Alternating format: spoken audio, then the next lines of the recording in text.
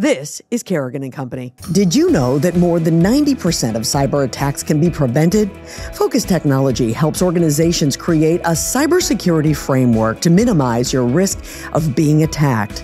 Let Focus Technology's certified team conduct an assessment to determine where the gaps are in your organization, no matter how big or small your company is.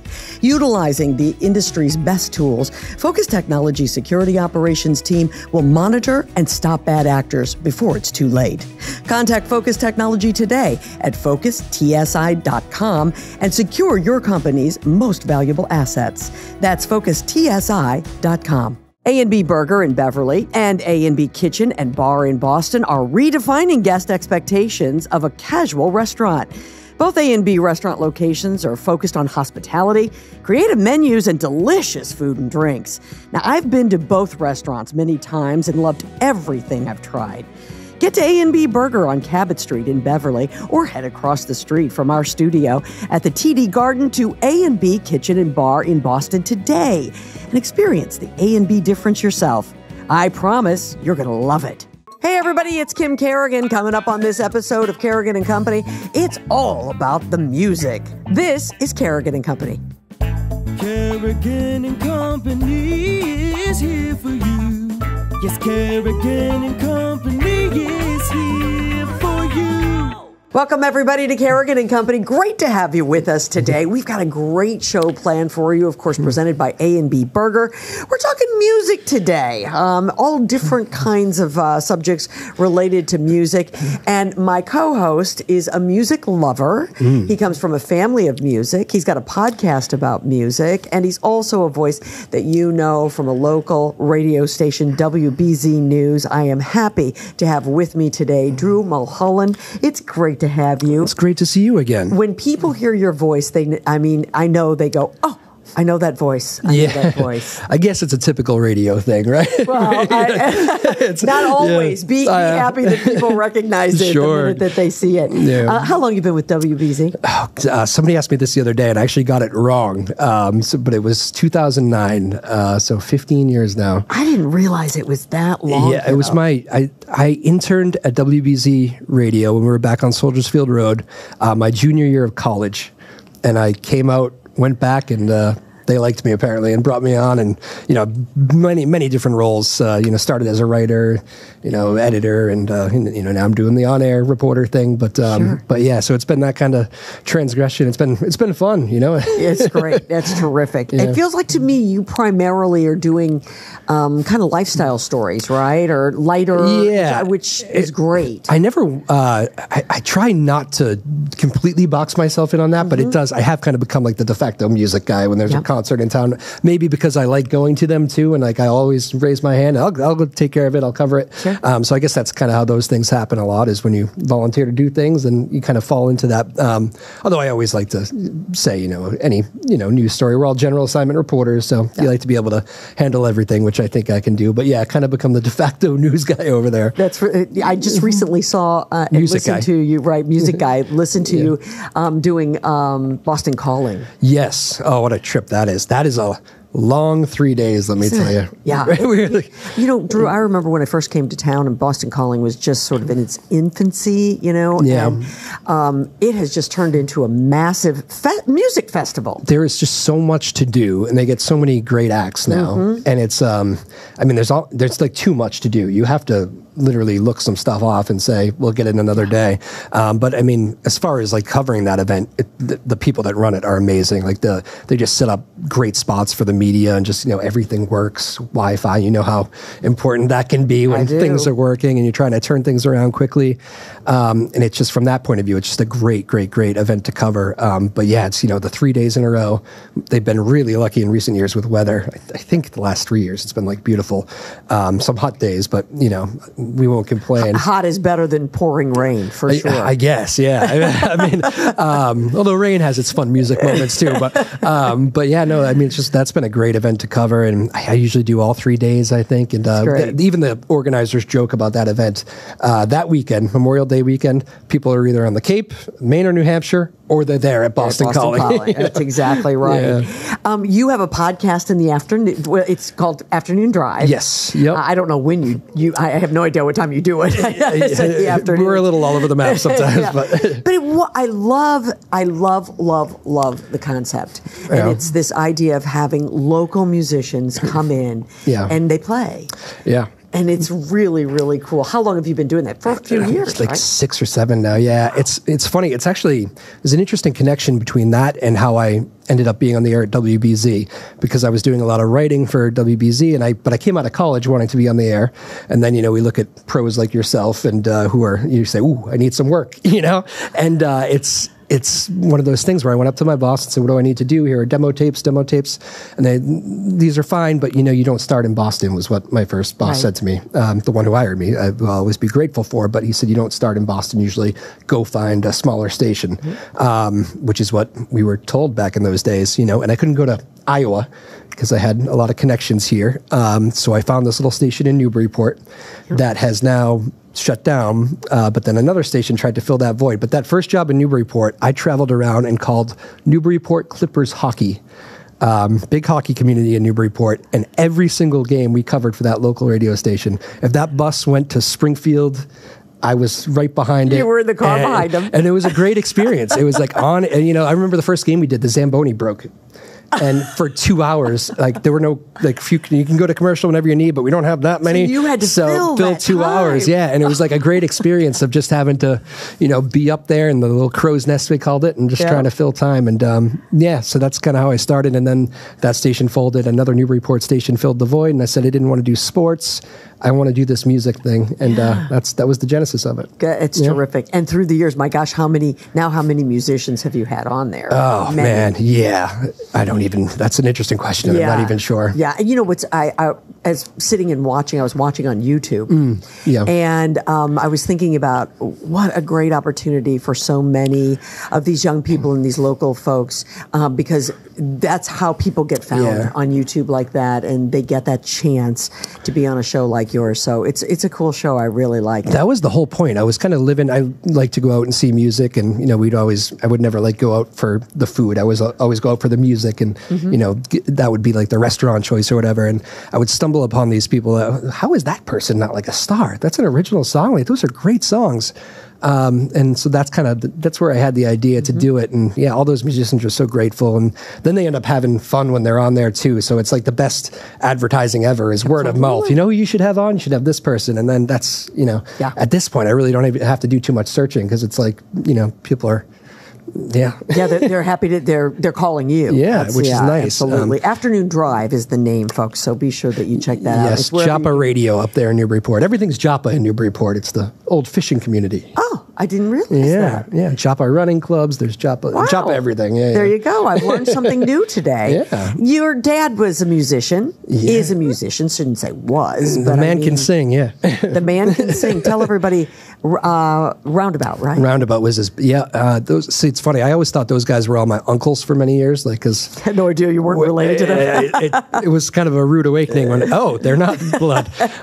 Literally, the keyboard player in my dad's band was a guy named Andy, and taught me how to throw my first curveball in the front yard. They would rehearse in the living room, and then they would be out there. And it's weird because the band is kind of he hasn't brought the band out since the pandemic, and they're all older and families and all that. So we don't see them at all too often, and it's just weird that they're kind of such a big part of your life, and then they're gone. And it's like, wow, those days were really, I probably took it for granted, having all those great personalities in my life. But I think that's part of, anybody who has some kind of big events in their life like that, you step back and then you look at it and you go, wow, I wish I would have appreciated that in the moment. Sure. Can any of us live in the moment, right? That's something I'm going to ask Barry Goudreau from the band Boston is going to join us, and I'm going to ask him about that. I just wonder sometimes if when you have that kind of fame, do you really appreciate what's going on at the moment? Yeah. One of my first full albums I had, or CDs for me,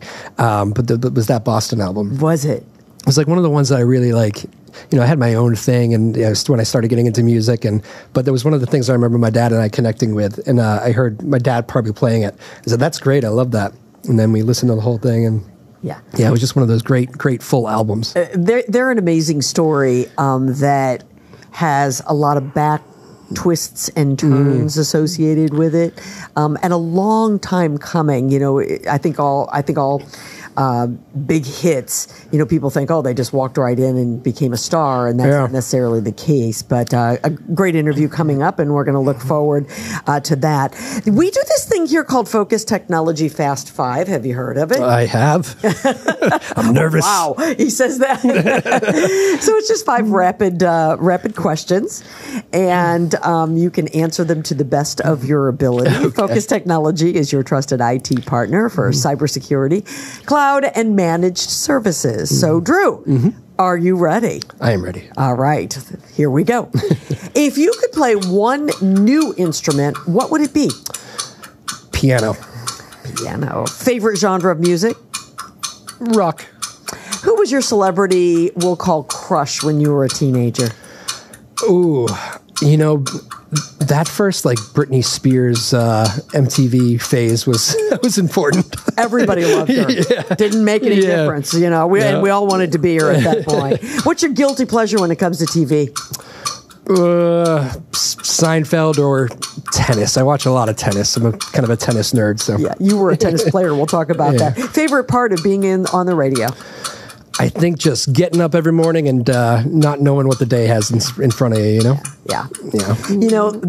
I think that's one of the great things about news. I could never have been somebody who sat behind a desk and did the same thing every day. I love that concept of every day is new and fresh and something different. Yeah. You see people that bring it home, and, with so many jobs you have to do that, and, it carries you through the evening. And we really don't. I remember Gary LaPierre telling me, who I didn't even get to work with, but he would do guest appearances for a week. I don't know if you remember that. I do. I forget. I don't know if there was a sweeps week reason for that or what, but he would come back for a week at a time and do back on WBZ. And he just had this just strikingly to me, had this he's serious on the air, but very light and kept everything at ease behind. Somebody made a mistake one day, and I remember him just he said it on the air, I think, and he had to quickly get out of it. And, and basically what he told everybody in the newsroom was hey guys, nobody's bleeding here. It's fine. Yeah. It's just, simple error. Anybody could do it. And we move on. And I just had a lot of respect for that, Absolutely. Certain he could have freaked out. Absolutely. Someone said that to me along the way as well. This is not brain surgery. Nobody's going to die today here in this room. So and if you don't have a great day, you get up and do it again tomorrow. Do it again the next day. That's for sure. Yeah. You were a tennis player. You just mentioned you love tennis. You said that you played over at Danvers High School when you were in school there. Yeah. Do you get out? Have you ever been to Wimbledon? I do. I haven't. Feel like I have to ask I haven't. I want to do the U.S. Open. That's one I feel like I already should have done by now. Yeah. And I just haven't done it. So that's kind of on my in the next couple of years. Yeah, that's a bucket list thing for you. Yeah, but they all are. I would love to do them all. Yeah. I have never been to Wimbledon either, but people say that it's just, which is about to happen here pretty quick, people say that it's just a once-in-a-lifetime experience that everybody should do. I would imagine they all are, though. All those majors have such... the French Open, I like playing on clay personally. I like the sliding aspect of it, and the French Open is on clay, and Rafael Nadal was my favorite player, so he was the clay court guy. So I don't know, I think that would be great too, to go to Paris and see the French Open. But you're a real tennis player because you actually have a surface that you prefer. So I think that tells me a lot about your tennis versus mine. It's a great game. It is. I do love playing. I still do play. It's my I've kind of dropped the basketball. It's the athletic work, and I try to kind of stick to tennis now. But yeah, absolutely. Well, that's one you can play for a lifetime, and that's the best part about sports like that. My grandmother played till she was, I think, pushing late 70s. Did she? Yeah. There you go. You've got longevity and good knees. That's good. Might have become more social at the end for her. I'm not sure how. Well, that's okay too. That's part of the whole thing. Yeah. All right, listen, we've got a great show. We've got music of all different kinds. As I mentioned, Barry Goudreau is going to be with us here in just a moment from the band Boston. It's so lucky to have him in the area still and to hear some of his fabulous stories. And then later, we're going to talk to a documentarian who is actually from the area, and he's doing an incredible documentary about the grunge years of Boston. Had no idea, the punk and grunge. I thought all that came from Seattle. I did not realize that there was a scene here. Yeah, I've heard so many stories that are just epic about that scene. And I was talking to Vinny a little bit outside, and I think he's got plenty more. So. Yeah, absolutely. So great show. Glad you're here. So glad you're with us, Drew, Thanks today. for having me. And we've got lots more coming your way. You're listening to Kerrigan and Company. It's baseball season, so are you headed to Fenway anytime soon? If so, you've got to stop by the newest A&B Burger location at Time Out Market Boston. You can get your favorite burgers at A&B's new quick-serve restaurant, which is located at 401 Park Drive. Time Out Market Boston is located in the buzzing Fenway neighborhood, and A&B is the latest and the best restaurant to join this creatively curated dining destination. A trip to Fenway, whether you're headed to a game or maybe you just like the vibe in the area, isn't complete without stopping by A&B Burger at Time Out Market Boston. Head to A&B Burger at Time Out Market Boston's Fenway neighborhood today. You'll be glad you did. Do you know what generative AI is and how your company can ensure employees are more productive? Focus Technology can help you master the use of Microsoft's newest tool, Copilot. This powerful tool can help your team speed up many of their daily tasks by enabling hands-on learning directly with the software. It can summarize long emails, generate drafts of long documents, and search for answers to key questions. Copilot represents a unique opportunity for businesses to accelerate their understanding of what generative AI can deliver for their company. Contact Focus Technology today to learn more at FocusTSI.com and bring your organization into the AI revolution. That's FocusTSI.com. This segment of Kerrigan and Company is brought to you by Lucia Lighting and Design, where people in the know go for the best possible lighting and design experience. Welcome back, everybody, to Kerrigan and Company. Great to have you with us today. Of course, presented by A&B Burger. So happy that Drew Molholland could be with me from WBZ. Of course, my co-host today. It's great to have you. No, thanks for having me. Yeah, you bet. This will be fun. We've got this great theme of music running through the show today. And obviously, we've talked to you about your podcast. Yeah. And now we are graced by someone that I've had the great pleasure of meeting before. We happen to live in the same town. This is Barry Goudreau, of course, the former guitarist from Boston. Certainly not a former guitarist, just from the band Boston.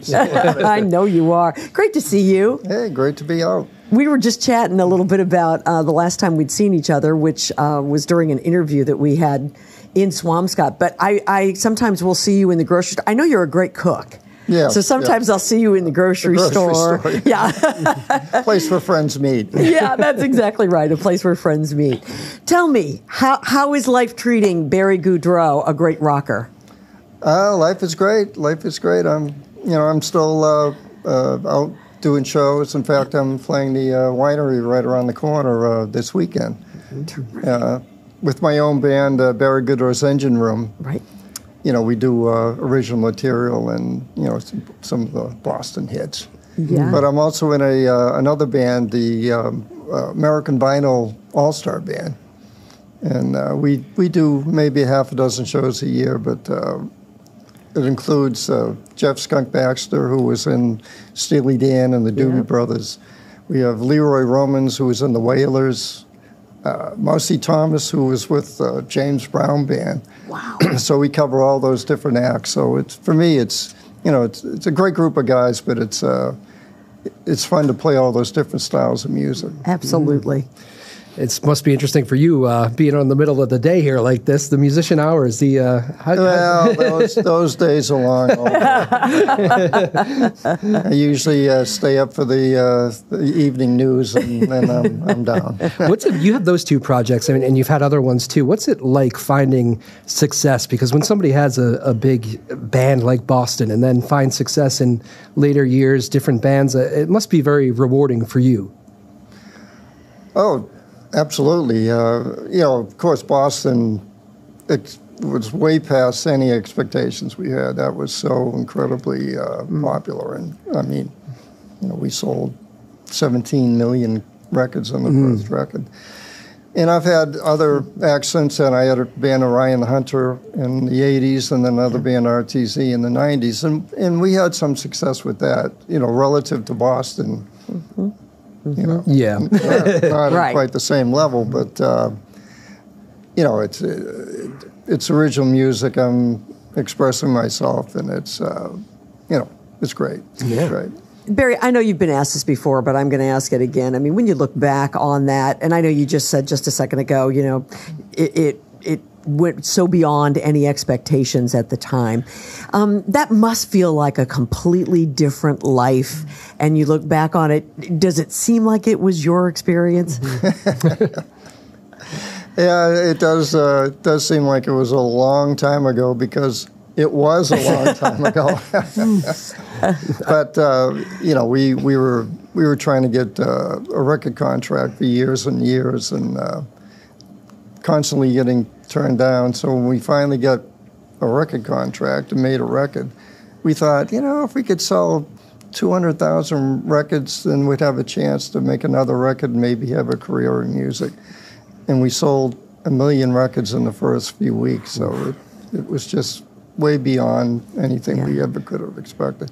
And we spent the first year basically pedaling as fast as we could to try to keep up with it. Yeah. And, you know, you say it was so long ago, but, I mean, that music is still played on the radio all over. I mean, that album, I think every song on that album got radio play. You can probably answer that better than I did. But the first record is the greatest hits. Yeah, right. But, I mean, think about that. To have a debut album like that and to have every song played on the radio, you guys must have been taken aback by it all. Oh, absolutely. And of course, you know, we were the biggest touring act for several years around that time period. And, you know, we played Anaheim Stadium. We played all the Superdome, all these giant venues. And the first gig we did was up in New Hampshire in a high school gym, and there was about 10 people there who had no idea who we were. And, you know, you look another 6 months after that, and we're playing in stadiums. Right. It was just mind-boggling. There's no doubt that when you look back on that, you must think, gosh, I wish I could do it again and appreciate all that was happening, right? Because it happened to you guys so quickly that it had to have been such... I heard you say that you were out on a tour, you left in, like, November and weren't back in again, you know, until... you know, the following December or something like that. It just happened so quickly. Well, you know, I was 25 years old at the time, so it was pretty easy to... Right. Pretty easy to take. But could you take it all in? Could you really appreciate what it was all about at the time? Not really. You know, when we first went out, we didn't have any road crew members. We didn't have any of the equipment that we needed. You know, we were basically trying to get up to speed as we were doing it. I remember we had a rehearsal space, and we were rehearsing for our first shows. We didn't have any road crew, so there's people hanging outside listening and said, "Hey, you want to be a roadie?" Yeah, okay, well, you know, we leave next week. You're our roadie. You're in. It was like that. It was, like I said, pedaling as fast as we could. Absolutely. What's it like performing with arguably one of the greatest voices up there, too, of rock and roll? I mean, Brad Delp was an amazing voice. And he was an amazing voice and an amazing person. He was the sweetest guy. You know, everybody that's met him said the same thing. He was just such a tremendous guy, and he had no ego at all. And I told the story the other day. We were out on tour, our first headlining tour, and Cheap Trick was our opening act. And we had gone over in our sound check, so they were hustling, trying to get their gear up in time for the show. And Brad felt bad, and Brad was down with their road guys helping them move the equipment on stage. Oh, my goodness. Wow. The lead singer of the headline act, that was Brad. That was Brad. Wow. Yeah. A brotherhood that you had there inside that band, but the band also had its issues. You guys had problems. Oh, yeah. You know, not at first. Right. You know, and we don't even have to rehash all of that because I know so many people have heard those stories. But one of the things, Barry, that I think is really interesting is that we talk about, it just happened so fast, boom, boom. But that's not really true. People don't realize that there was a whole lot that you personally, I mean, you started playing in a band when you were just a kid. Yeah. Actually, I was in a band when I was 15, and we played down in the combat zone with, the adult entertainment area. We called it the combat zone. A place called the Novelty Bar. And we played 7 nights a week, 7 sets a night when I was in high school. Wow. We played till, we started at 7 and went till like 1:45 in the morning. It was crazy. Yeah. How my parents allowed me to do that. I think when, we finally had some success with the band, my parents were like, oh, geez, thank God. Because honestly, I wouldn't let my kids do that. But of course, that was a different time. Yeah. Too, so. Well, you know, one thing I just recently realized, the Boston album, I used to listen to that as a kid growing up. The actual CD was in my parents' car all the time. That album, it's actually, the spaceship is a guitar as well. I just recently noticed that it's a guitar. You did? I never noticed the guitar part. Does that happen to people? It's like the upside down guitar, right? It is. Yeah. I never noticed it. Absolutely. Yeah. Well, that's kind of a funny story too. When before the album came out, they sent us some different ideas for an album cover, and one of them was a head of lettuce, and we looked at it like, what is this? They said it's Boston lettuce. Oh. Of course, to us it was iceberg lettuce, but I mean, lettuce? I mean, really? No. And then they hired somebody to do that. That cover, and obviously I think great. it had a lot to do with its success. It was just such an outstanding piece of art. Yeah, it's iconic. There's no two ways about it. So let's talk about the differences that you see as a young man at 25 and getting into this band Boston, and now today, the music world. How has it changed in your eyes? I mean, I know it's changed dramatically, but what are some of the differences that sort of stick out to you? Well, I think one of the biggest differences now, if you have a computer with the right program on it, you can sit on your bed and make a record. Right. Yeah. For us, it meant going into a studio and having to come up with the money, to be able to go into the studio and try to figure out how everything worked. And it's just a whole different world now. Mm-hmm. How do you feel about the streaming thing? I don't think there's a whole lot of support anymore. I mean, if you look at it, you have the few acts that are way up here, and everybody else is down here trying to struggle to make a living. Yeah. I think back in my time, there was a better chance of having success than there is now. Were you ever deterred on like foreplay with long time? Were you ever told like you got to shorten this up? Like it's a bit of a. I don't think record labels usually like that when you let's do a 3-minute intro of or however long it is, but of guitar, and that seems to be kind of an interesting call by the band. I wonder if you got any pushback on that. Not really. When the record company heard the demo tape was virtually identical to the first record. Oh. And the record company said, well, you've got to hire, a professional producer and go in at a real studio and re-record the record. Well, what we did is Tom went back in the same studio, did everything the same way he did before. We brought in a producer, John Boylan, who brought some of the band members out to California, and we did some recording in California. So the record company thought the record was being recorded out in Los Angeles with John Boylan, when actually Tom Scholz was doing it in his basement the same way he'd done it before. So I see. So the record company didn't have a whole lot of input. It's refreshing. Not because they didn't want to, but because they couldn't. I understand. So Barry, how long will you continue to play and be involved in music, meaning on stage and somewhat on the road? I still enjoy playing, and I think I'm still play well, and people still want to come out and see me play. So I'll do it as long as I can. Willie Nelson's 90 years old, and he's still doing it. So. Do you still write a lot? Yeah. In fact, my band, we have two records out now. Yeah. We've done, I think we did our first in 18, and our last one was about a year ago. And where can you get that music, by the way? You can go online. I have a website, Barry Goudreau's Engine Room, and you can order it from there. Or it is on all the streaming services, too. Sure.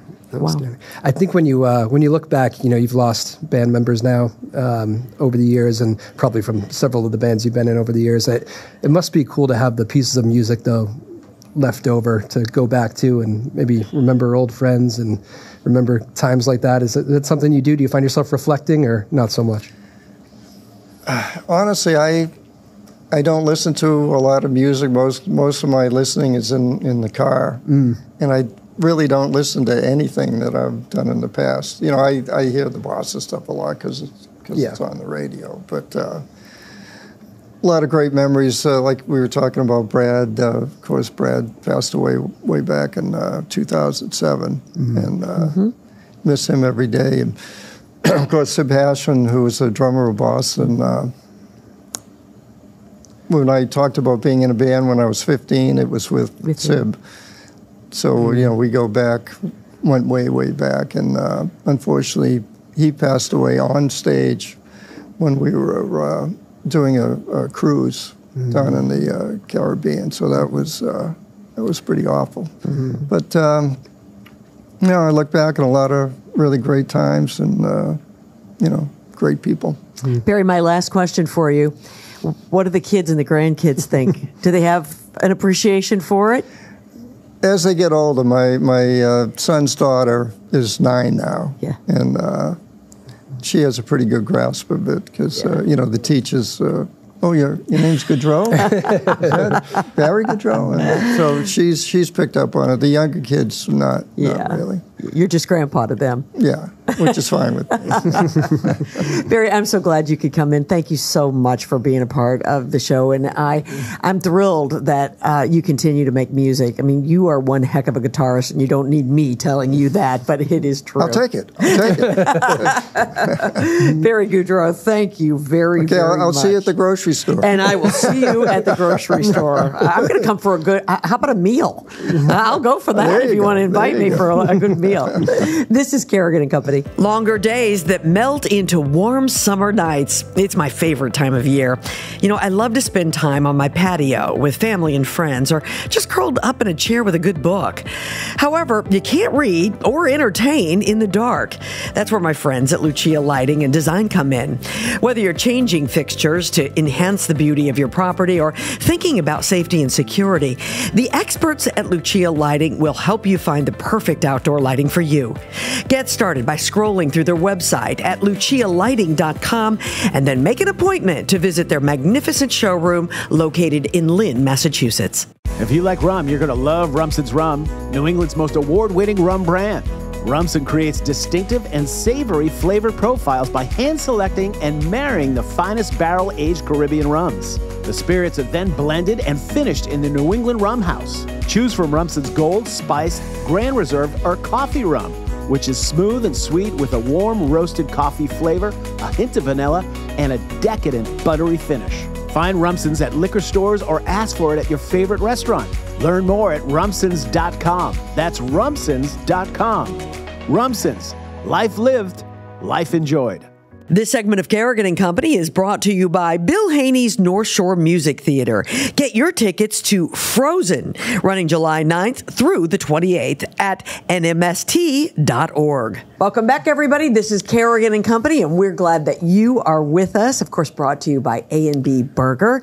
My co-host today is Drew Molholland from WBZ, and it's great to have you with us. Hello. Are you having fun? I'm having a blast. Good. I'm so glad. Great. I'm having a blast, too. I'm glad you could come in. You were the perfect person to be with us today with this music-themed show. Oh, okay. As we've chatted, you've got a huge history in music, and I know you love music, and so I'm glad that you could be a part of the show today. I'm happy to do it. This is great. I think our next guest got an unbelievable story to share with us, and I'm very excited to hear it. Vinny Stragus is with us. He's a documentary filmmaker. It is so good to have you here. Thank you for having me. Are you from the area? Where exactly? I am from Waltham. You're from Waltham. Grew up and lived here? Lived there my whole life. Born and bred. What got you into filmmaking? My father was in film, and I just kind of followed in his footsteps. Good for you. Yeah. Let's talk a little bit, if we could, just before we get to the big project that we're going to talk about. Talk about some of the projects that you've been involved in the past. You're an Emmy winner. Well, for PBS, I did work with PBS and WGBH in Boston at the time, and I worked for Masterpiece Theater at the time. It was Masterpiece Theater and Mystery, and I worked for Evening at Pops and some of the kids shows there, Between the Lions, Zoom, and Where in the World is Carmen Sandiego, which seems to be a big hit amongst people nowadays. Yeah, absolutely. It's terrific. I love it. So yeah, those are my projects. And then I've been with my own company for the past 20 years, with Flag Day Productions, and I've done a lot of documentaries, and we've traveled the world doing kind of social documentaries on different topics. Yep. Great. So tell us about the project that is just about. Well, this is a fun project. This is my first full-length feature documentary, and it's on the music scene in Boston back in the late 70s, early 80s. And it's focusing on the local scene, which was actually a scene back then. You know, the whole Kenmore Square Rathskeller environment. Yeah. But I'm 37, so I've been told it has changed a lot. Well, it's changed a lot, hence the name of the film, Life on the Other Planet, because I would tell people about this stuff, and I'd always say to them, man, that just seems like life on another planet. And I thought that's the name of the film. I mean, because we started to get into the stories and started to interview some of the musicians from back in the day, and it was wonderful to connect with them, and a lot of them are still doing it and playing their music, and it's been a great trip. So, Vinny, when I started to look into this, first off, it focuses a lot on like sort of the punk new wave scene. Yep. I didn't realize really that there was a punk new wave, scene here in Boston at that time. I didn't get too deep into it in the film, but Boston doesn't always get recognized for its popularity in that, and it's one of the founding members of that. I mean, it really is at the forefront of bringing some of the top groups of that era to it. They didn't get the publicity because they weren't in New York at the time, or L.A., but there was a lot of great groups that came out of Boston that were the godfathers of this. I remember talking to Nils Lofgren of the E Street Band before a Fenway show here years ago, and he said, when I think of some of the best concerts I would go to, we would travel to Boston and we'd go to Paul's Mall and go see these epic shows, and a lot of those influences are punk influences too, but some of these venues are iconic in themselves. Yes, they are. The Rathskeller, which was, Kim, you probably remember that. It was something to behold. It was a dive. It was, but it attracted a lot of people. I mean, it attracted a lot of musicians. And what people don't realize, and I didn't even realize it until I started doing this, was that a lot of the bands that would come in and play the Boston Garden at that time would come in. So you'd have groups playing, local groups playing, and then all of a sudden Brian May and Freddie Mercury from Queen would come in and be part of the audience. And I get some great stories from Fred Pinot is one of the guests on the show, and he talks about having a great conversation with Brian May, both guitarists, and a local kid doing this stuff. So it's just pretty amazing. Yeah, absolutely. Yeah.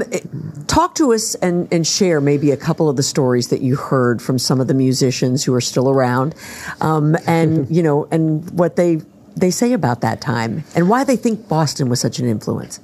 Well, it's what's interesting, Kim, is that it's you have your local kids, which was the local scene, and then you have a lot of kids that were coming in from the art schools.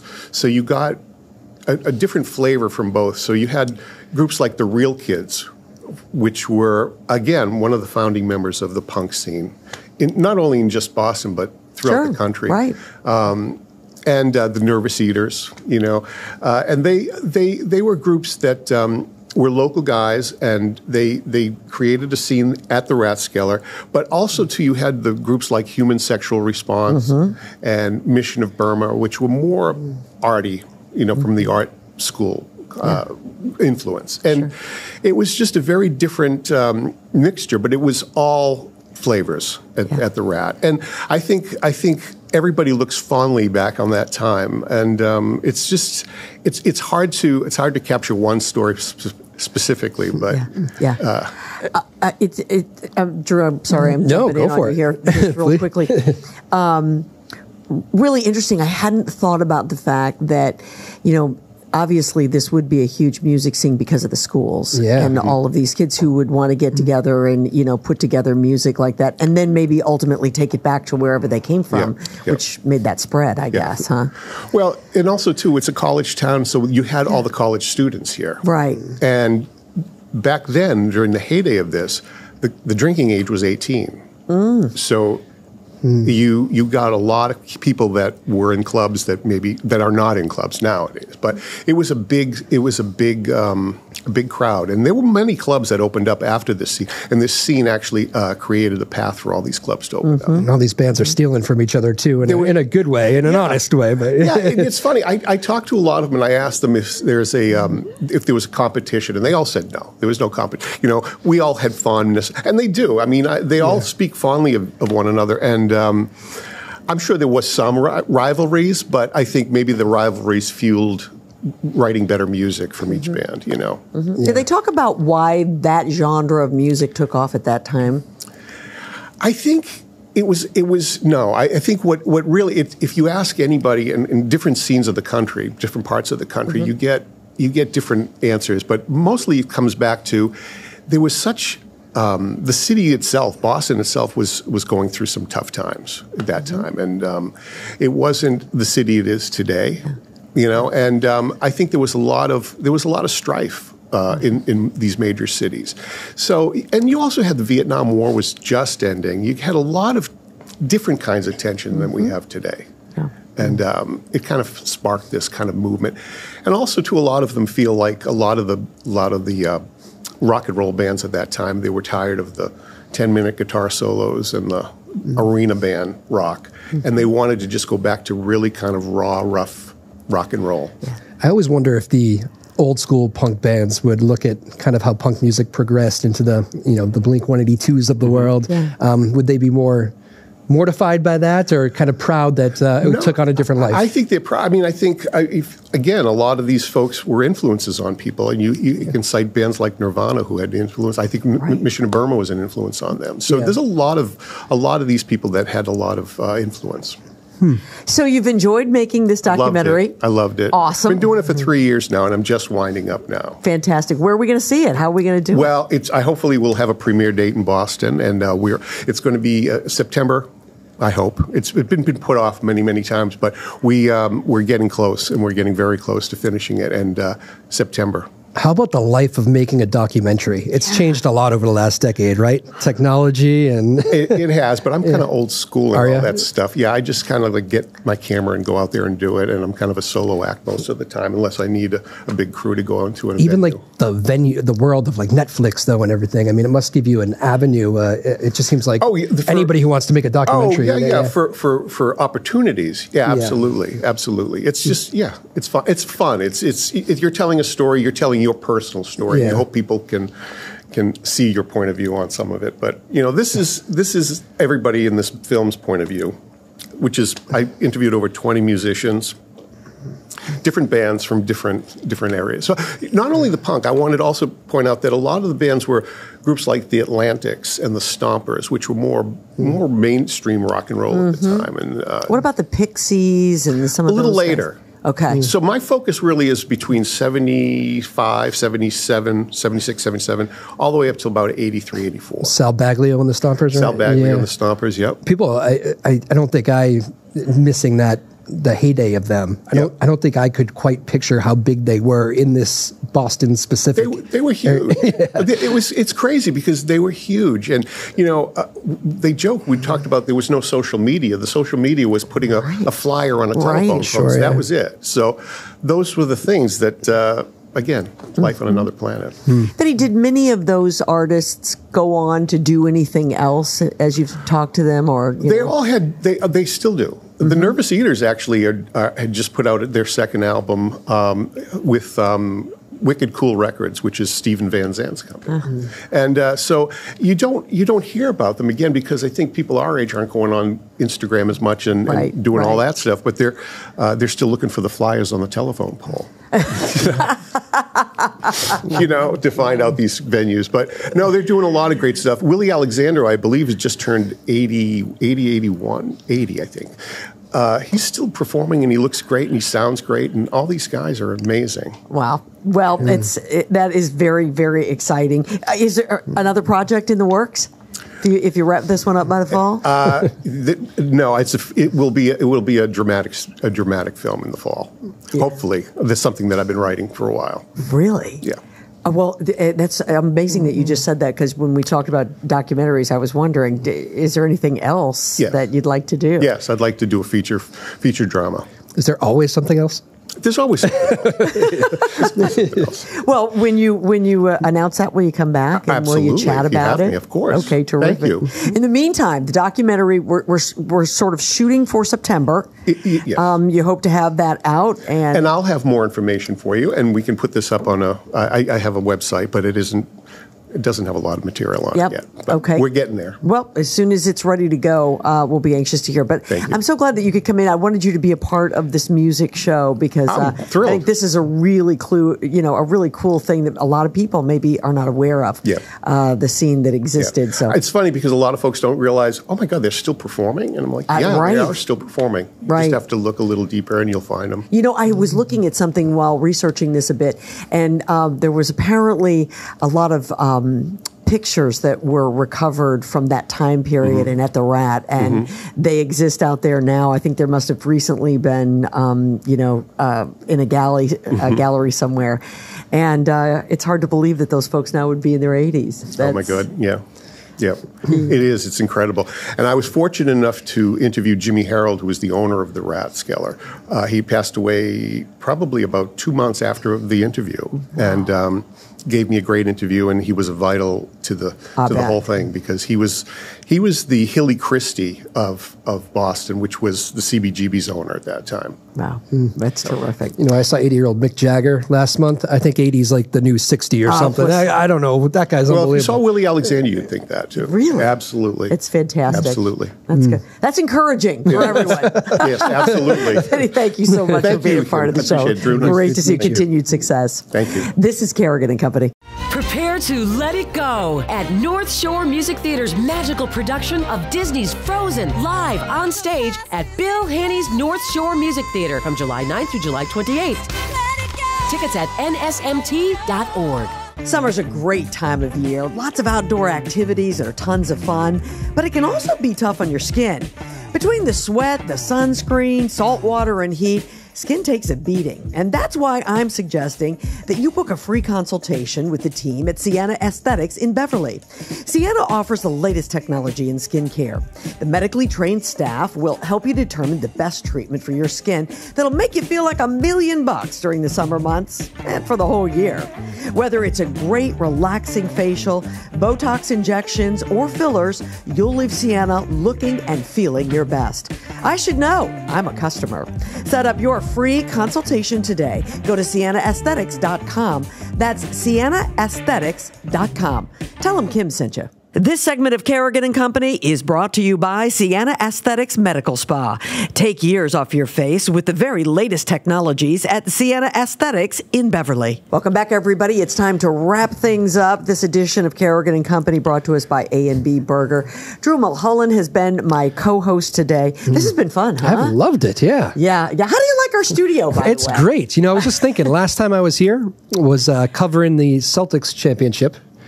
And it was wild out here. Yeah. Oh, gosh. I was away. I actually was listening to you on the app because I was away and didn't have an opportunity. So I was listening to WBZ on their app to hear some of the coverage.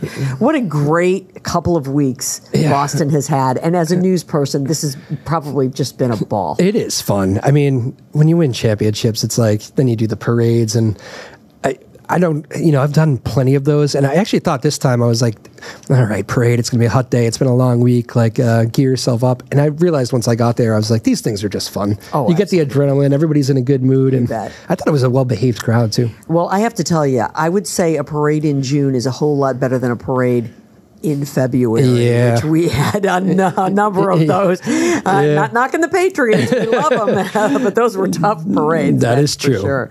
So what's the future hold for you?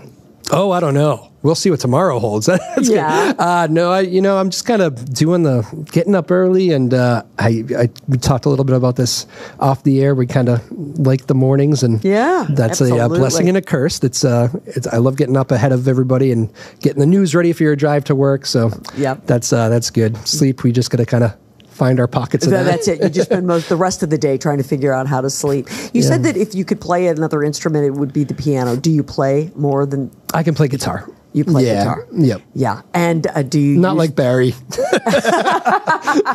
Aren't you glad I didn't ask you to bring it along? Yeah. Barry. Yeah, I wouldn't do that with him here. Nobody wants to play in front of Barry, that's for sure. Do you play it in places? Yeah, a lot of I go out and see a lot of these guests that I have on my show because I tend to follow up, and when they're playing out, I'll go see them. And the ones that I'm closer with know that I can play a little bit, and I've been coaxed onto a few stages, and which is a good experience. It's funny. I remember playing in a place on Plum Island, which is now closed, but it's one of those old school, just music bars, no TVs. Yeah. When you were there, you listened to the person playing the music, which is always refreshing. And that was like the first time I got up. I remember my buddy said, "Come on, play it. You're good. You got it. Play." And it was like a long, hot day. He needed a break, so I jumped up and played a song. And I can talk to all of New England, 38 states and Canada, and be pretty cool. When you're looking at 40, 50 people just staring at you, and you're holding a guitar and needing to play music, that is like a different kind of pressure. I can only imagine. And I delivered okay, but I remember I just said, I have so much respect for you guys. I mean, that is such a anticipation. They're expecting something, and it's just you. But at the same time, the adrenaline rush has got to be phenomenal. Phenomenal, but you have to kind of rein it in too, because it's an instrument, it can be, that can be bad too if the adrenaline, but it's fun. You didn't grab the mic and sing like Dad, huh? Oh, no, I will never be able to sing like Dad. Dad can sing. Drew Molholland, it's been great to have you. Thank you so very much. So much fun. Is there social media where people can follow you? Sure, yeah. At Drew Molholland on the Instagrams of the world. The X is at Drew WBZ, so... Great. Terrific. Yeah. Thank you. Continued success. Thank you so much. Great to see you again. Thank you all for being with us today. Be sure that you check this out on YouTube, or you can listen to it wherever you get your podcasts, and follow us on social. We'll see you again next time. Thanks everybody for listening to Kerrigan & Company. To find out who will keep me company and be my co-host on the next episode, be sure you follow us on Instagram, Facebook, X, and TikTok. Kerrigan & Company is recorded at the Big Night Studios at the TD Garden in Boston. You can view the podcast on YouTube and listen to it wherever you get your podcasts. Be sure you tell a friend. The executive producer of Kerrigan & Company is David Thompson. Our engineer is Peter Hurley, and our social media managers are Grace Kerrigan, Colby Thompson, and Riley Thompson. See you next time.